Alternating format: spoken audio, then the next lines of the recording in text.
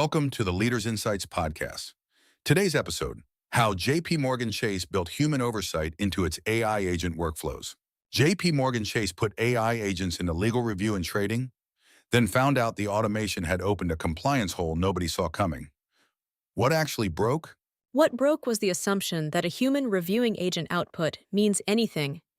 JP Morgan deployed agents, software that doesn't just answer questions, but takes actions and chains tasks together, across contract review and parts of trading operations. The problem is, nobody defined where a person had to stop and actually sign off. So they had humans in the loop? They just weren't doing anything? Right, it's what researchers call rubber stamping. An agent drafts a legal position, flags it green, and the reviewer clicks approve because 40 of the last 40 were fine. By item 41, the human is muscle memory, not judgment. In a regulated bank, that's not a UX problem. That's regulatory exposure, meaning the firm can be fined or sanctioned because no accountable person genuinely made the call. Give me the specific thing they got wrong before they fixed it. The clearest one?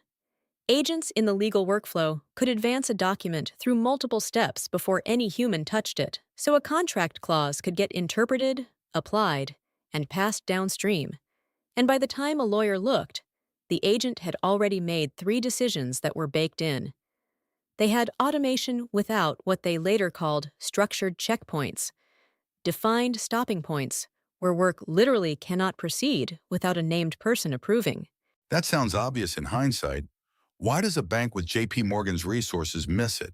Because the pilot works beautifully. In a demo, the agent is fast, accurate, impressive. The failure mode only shows up at volume and over time, when reviewers get complacent and the edge cases pile up. Everybody optimizes for the happy path in the pilot and forgets that oversight decays.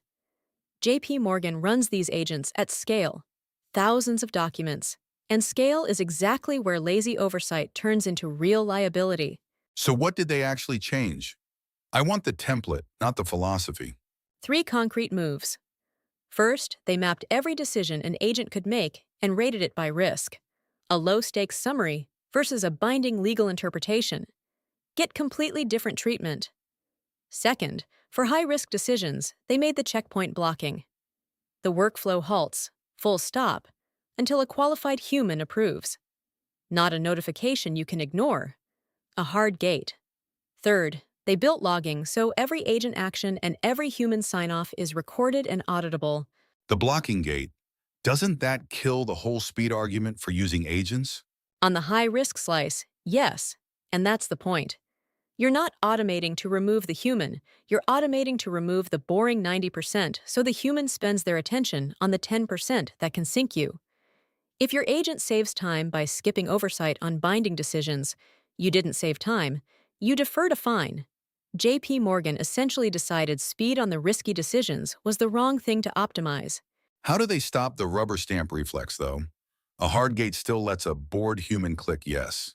This is the under-rated part. They vary what the reviewer sees and force actual engagement.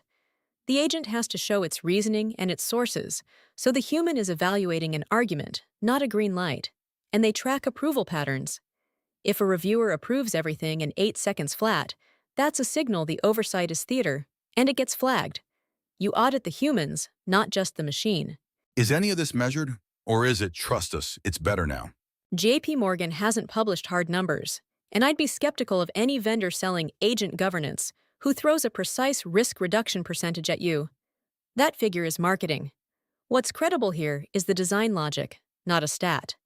The honest claim is, they moved from undefined oversight to defined, blocking, logged oversight.